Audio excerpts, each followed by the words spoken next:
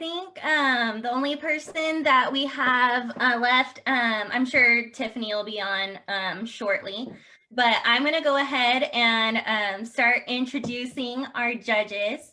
And I think hopefully I have our Facebook Live working. I see a preview that makes it look like it's working. I was struggling with it earlier. So we have an awesome panel of judges for you guys today. Sarah and Rachel are here, and Tiffany will be joining us shortly. Both Rachel and Sarah are current judging coaches. And so they have a lot of experience with both 4-H and collegiate judging, as well as professionally. So you have some great minds to pick today, and I hope you've prepared your questions because they have so much knowledge and passion for the industry and are truly incredible people. And we're very lucky to have them here today. I wanted to go ahead and actually give our judges a chance to, oh, hey Tiffany, how are you? You're on mute.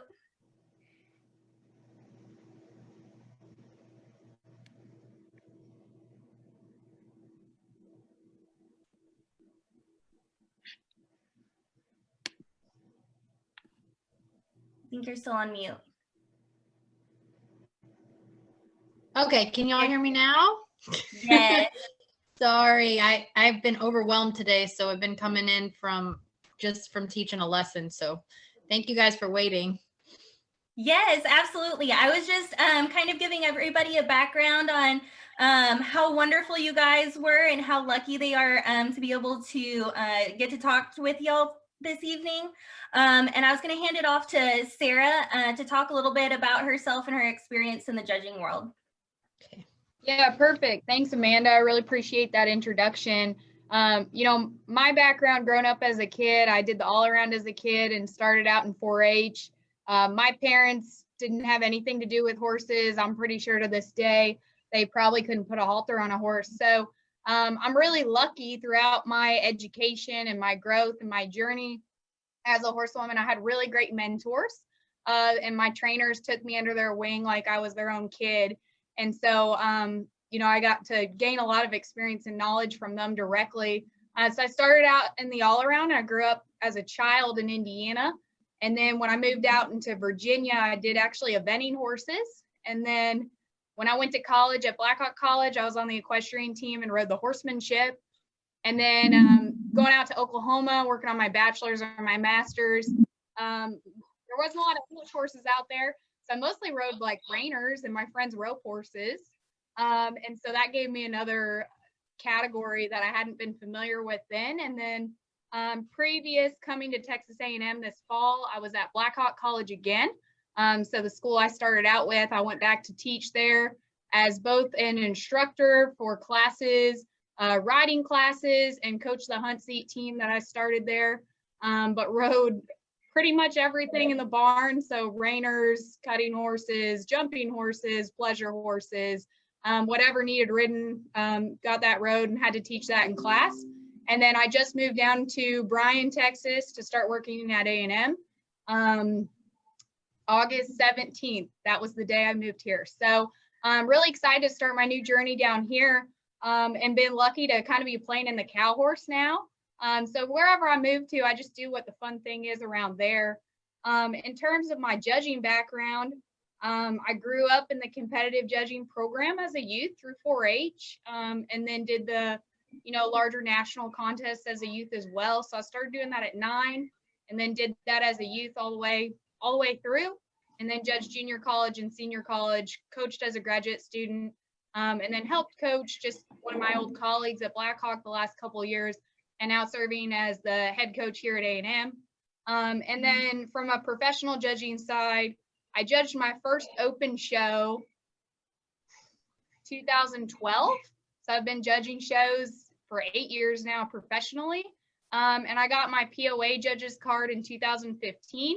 And then I recently received my 2020 Pinot judges card this year. So it's kind of a goal now. I just apply for a new card every year.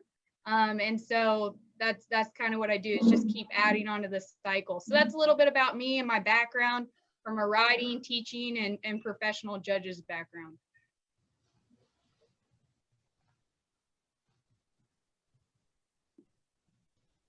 Rachel, if you want to go ahead and give your background. Sure. My name is Rachel Scott. I am currently at OSU working on a master's degree in animal science. More specifically, my research will be in equine nutrition. I got my bachelor's degree at OSU as well. I did all 4 years of my bachelor's degree at OSU. And during that time, I was fortunate enough to be a member of OSU's horse judging team, and loved it so much I decided to stick around and kind of mentor the next 2 teams through my bachelor's degree. And thankfully now I serve as an assistant coach with Dr. Stephen Cooper up at OSU. That was a position that Sarah Schobert held as well, and I'm very grateful to kind of follow in her footsteps. As far as professional shows, I've been judging here and there since 2018. Haven't gotten a judge's card yet, but hope to start collecting those as we go along. My riding background is more on the stock horse side of things. So I grew up in Georgetown, Texas, and primarily did 4-H stuff until I kind of graduated in the stock horse of Texas show world with a couple of quarter horses there. So I really stuck with the ranch trail, the ranch riding, and then got a little bit into the working cow horse as well. But like Sarah, I did not come from an agricultural background or family. So I just saved up and bought a cheap horse and started flipping until I could afford more competitive mounts. And here we are. That's me. Thank you so much, Rachel. Tiffany, you want to give your background as well? Sure. Well, I love hearing about everyone else's background because it motivates me to know that like there are just wonderful people out there that we're surrounded by, especially with this horse show bringing us all together. So everything started for me when I was 3 years old. My little bio is on our website, but I used to do little pony rides in Houston, Texas. My dad was a Houston fireman, and my mom would take me on Friday afternoons, and that's what I'd look forward to every Friday, was to go and do my pony ride. It's kind of funny now that the program that I run, that's one of the things that we still do. So it kind of brings me back to my youth, whenever it all started for me, was just with a pony ride could end up leading you to your career path, or could end up making just a memory that lasts for a lifetime. For my background, I went to Texas A&M. I'm a lot older. I looked really young, but I went in 2000 to 2004. I was on the horse judging team in 01 and 02. And that was a real difficult time for me. A lot of growth was happening, great times with the horse judging team, but a lot of life changes too, where things happened in my family. My grandmother got diagnosed with cancer. And so my college career got extended. So my senior year at Texas A&M, my grandmother was hospitalized. So I ended up giving up my career at A&M for about 10 years. So I withdrew my senior year at Texas A&M to take care of my grandmother.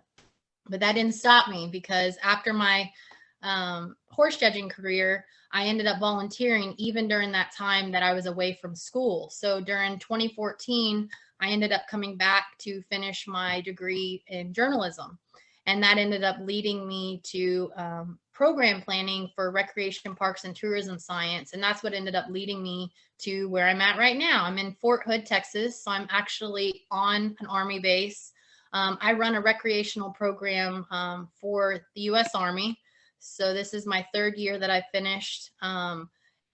If it wasn't for Texas A&M, I wouldn't be in the place that I am right now. Just the leadership aspect. So many other schools do the same exact thing, where they push their students to go out and be leaders. And that's exactly what I have here. Is I do the same thing with our lesson program here. So my recreational program that we do here at Fort Hood, we teach horseback riding lessons. We teach on both sides. We do English and Western. We do guided trail rides. We do pony rides. And then we do special events out here as well. My horseback riding background obviously started when I was 3 years old, but I had a little mare. I didn't grow up in an agricultural family either. We actually kept our horse in the neighborhood. And that's where I met all my friends. I still have those friends today, and we all are bonded just because of that. And so I ended up doing all around, doing English and Western, because when I started out in 4-H, there were only 3 English classes: your hunter under saddle, your hunt seat equitation, and then hunter hack. And I'd wait half of the day for those 3 classes at the end. So I had asked my mom if I could do Western. And so then I had started doing Western after that. And then going through college, doing the horse judging team changed my life. It really allowed me to be able to open up and to learn how to defend your opinion, how to stand up for yourself, and to also understand standards and to be able to stand behind those standards. Because there's been several situations that I've been in contact with at horse shows where people want to know why you placed the class the way that you did, or they want to know what they can do better. And so on the horse judging side of it, one of the things that I had talked to Amanda about last night is that I always wanted to leave something behind. So when you go and judge a show, that's your business card. And so I always wanted to be educational and encourage riders to do better in certain aspects, or give them tips, or offer them other classes that they should enter in. If I'm only seeing them in Western pleasure, I wanted them to do horsemanship, to do trail. I wanted to see those horses in other events. So just encouraging those riders that they have the knowledge and the skill just to go and try and get experience. On the professional side, I've been judging shows off and on from 2002 until now.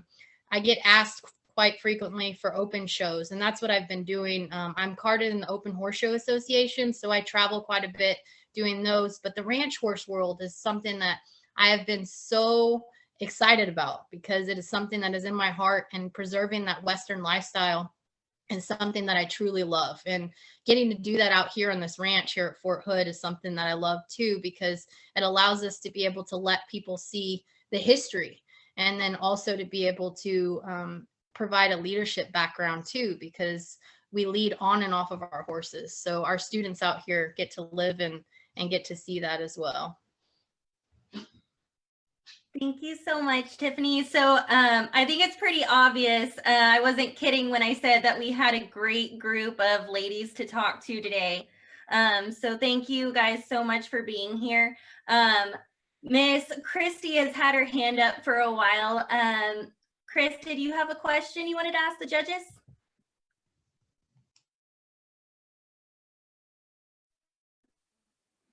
Are you talking to Chris Hagan? I am. She has her hand up. Oh, I just thought that was a cute hand, so I put it up. Okay, perfect. So do you, well, since we have you, do you have any questions for them so far? Well, I'd like to get, thank you, sorry y'all, hi, and thank y'all for being on. I'd like to get the judges' input on this ranch showmanship that I'm very, very new to. I'm very used to ranch conformation, but showmanship is different in that you have to show. And I have a ranch horse. He's hairy, he has whiskers, he has hairy ears, and I clean him. But how important is that spit and polish in this new ranch showmanship that I'm finding myself in? Hey, you know, I would like to add to that actually. So ranch showmanship, we need to think about being kind of the pioneers in NavaRio, whether you believe it or not. You guys are becoming pioneers in ranch horse and ranch horse versatility. And I think we may look back 5 years from now and be amazed at how much influence you will have on the discipline and the events that follow. But as we think about this, we need to think about, because what we've done with ranch showmanship, we've taken a class and we've made it such that those folks that don't have conformation horses or whose conformation is not good can still be competitive if they work hard. Okay, so that makes sense. Like, we're at a lower level, we're not, when we go out, Jeremy and I go out and look at versatility horses, we're like, okay, and how are they going to do in conformation? We don't want to buy one that's too cutter-like because they're not going to do good in conformation, and that class counts as much. But when we get to these entry-level shows, we want to make it equal. So we took regular showmanship and we called it ranch showmanship, but we didn't change it at all to make it more ranch appropriate. And I think I'm with you, Chris. Like, does the horse have to be pretty and hairless and clean? Does he have to move like a regular showmanship horse? Maybe we don't want to go that route at all. Maybe you want to be a pioneer with saying showmanship or ranch showmanship needs to demonstrate how the attributes of a horse as he would be used on a ranch, rather than perfect pivots and trotting when I trot and setting our feet up. Maybe ranch showmanship becomes more like a trail in hand, where it is, does the horse pick up his foot? If you want to walk into showmanship with your saddle on, that's fine, because I know you had to ride your horse before you came into this class, so saddles are acceptable, right? But you got to be in a halter, or you have to be handling your horse on the ground. And does he move away from pressure? You know, that type of thing. Anyway, I just want to throw that out there as Chris asked this question, before we get too far down into shoehorning a class that I totally understand why we put it there, but shoehorning it into another class that exists that none of us want to do. I think you made some awesome points. Oh wait, you muted. I said, if you want to go ahead and manually mute me at any point, you can.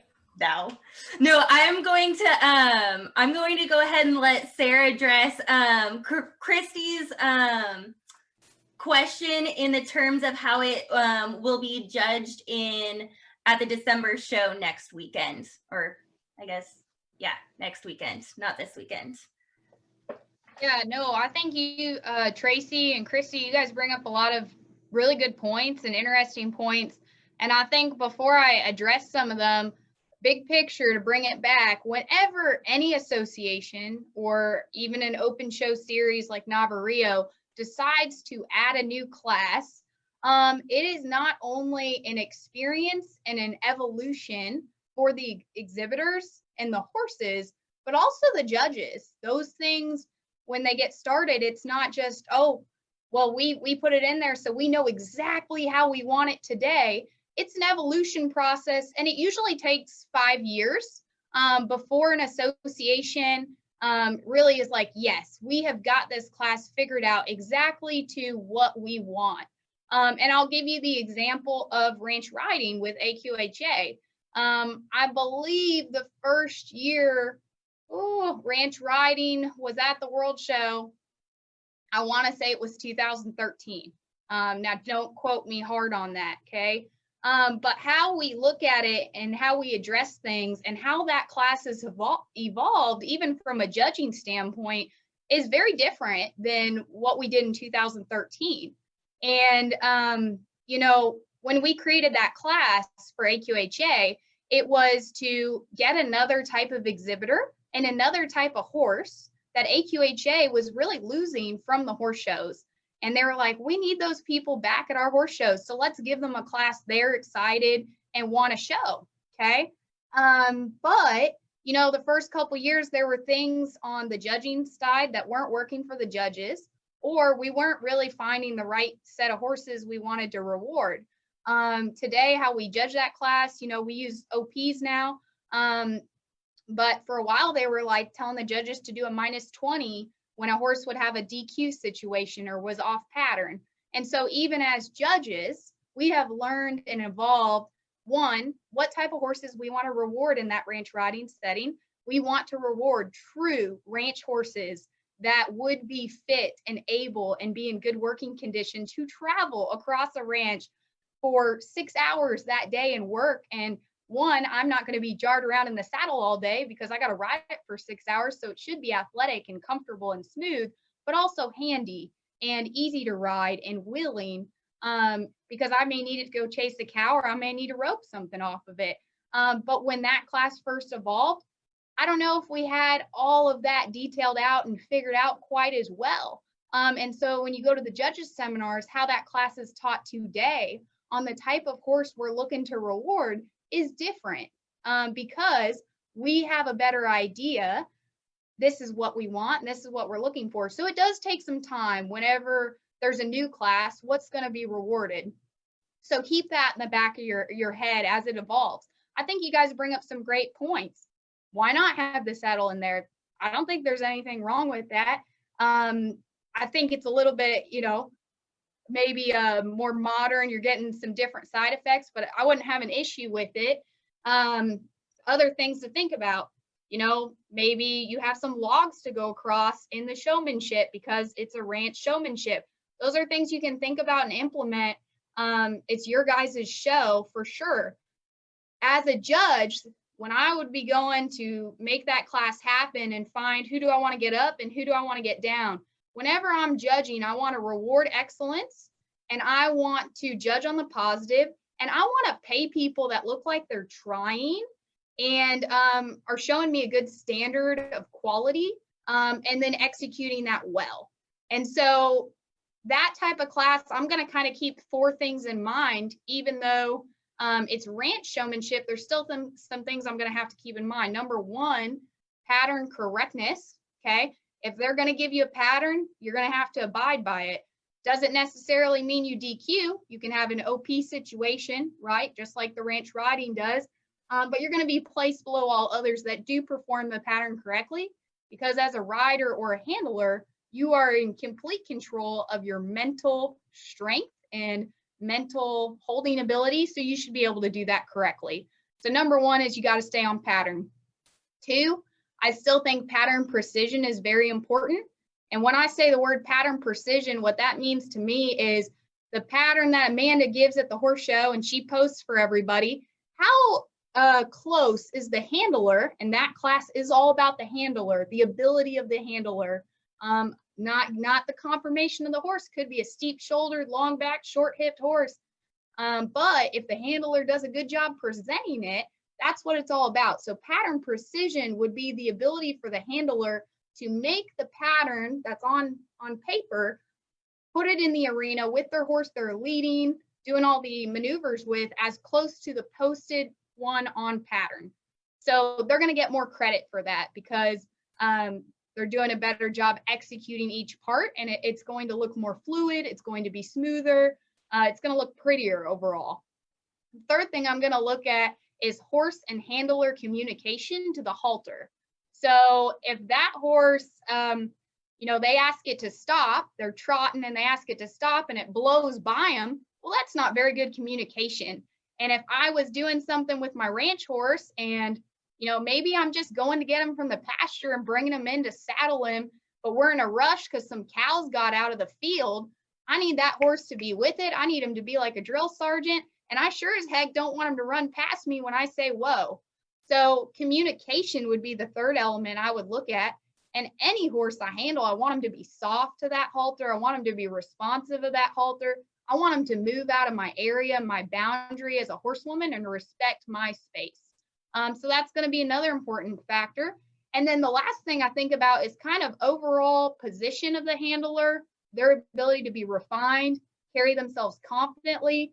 And then to hit on Christy's point, how important is the way they look? Well, I think as horsemen, you should take pride in your animal, no matter what class you're showing.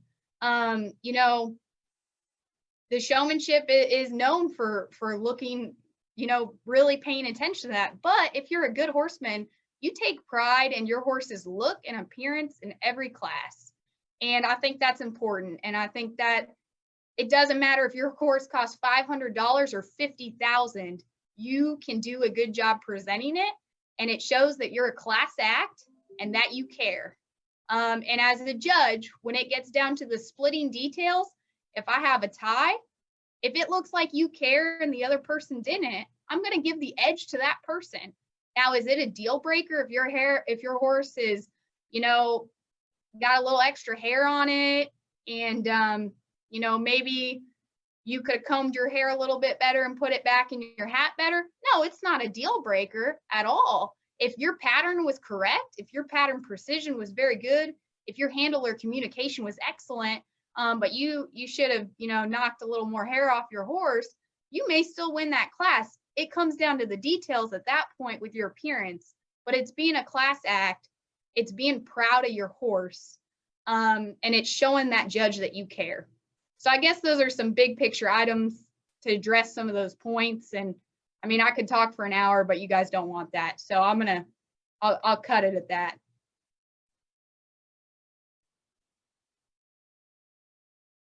That was awesome, Sarah. Tiffany, Rachel, did y'all have anything that you'd like to add to that?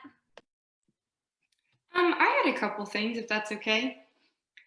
So the 2 points that I would keep in mind as an exhibitor in the ranch showmanship would be the fundamentals of the class, so what the class was designed to ascertain, and then being realistic or being authentic as a ranch horse. So ideally, the fundamentals of showmanship are, as a horseman or as a handler, basically ascertaining your ability to control or communicate with your horse. And then that horse's resulting response to your ability or lack thereof to control them. So I think it's absolutely a necessary and practical class in the ranch horse realm. Like Shobert was saying, in the event that you have to go get cows out, or you're rushing to go do something or something of that nature, it's absolutely essential that your horse is with you and keeping up and then not running over you. So I think it's absolutely a wonderful addition to any ranch horse circuit. And then with that being said, we want to keep it practical and we want to keep it realistic in the ranch horse world. As someone who's ridden ranch horses for obviously not as long as most of you, but who has a little bit of experience in it, hoof black, banding, shearing, it's not all practical. So I, as a judge, would not give any sort of advantage to someone who walks in with blacked hoofs or banded manes or silver show halter or something of that effect. To me, that's not practical for a ranch horse. That's not going to be what you're experiencing or what you're looking like in a ranch horse situation. With that being said, obviously we want your horse to be clean and show ready and in their nicest halter, but I don't need hoof black or, a silver show halter or a band to represent a good show horse. If anything, I think it's the opposite as far as sticking to authenticity. So that was my 2 points. Yes, thank you so much. We actually had somebody on Facebook asking about if non-blanketed horses would be penalized in the showmanship class.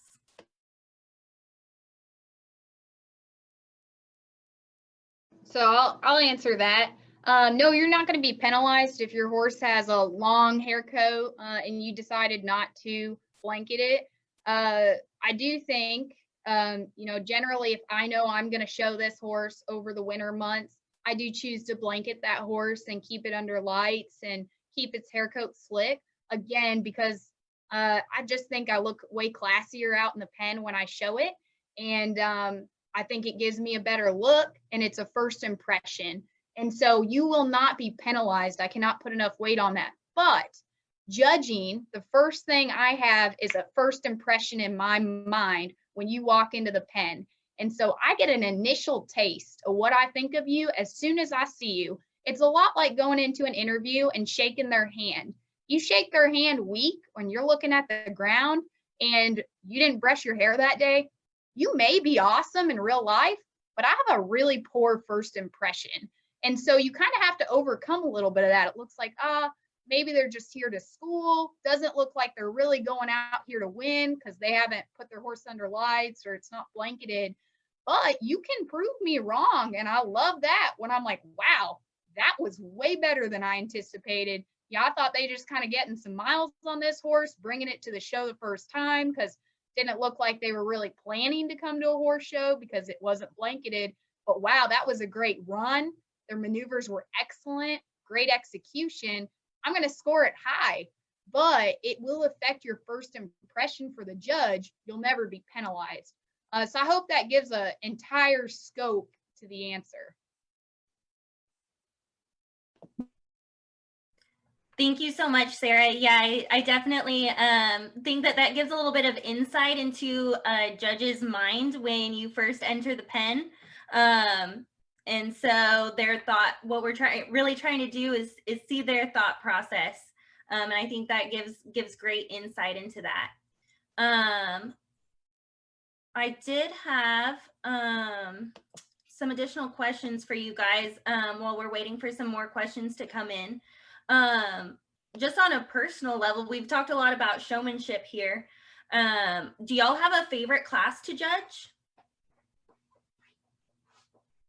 I'll let Tiffany take this one.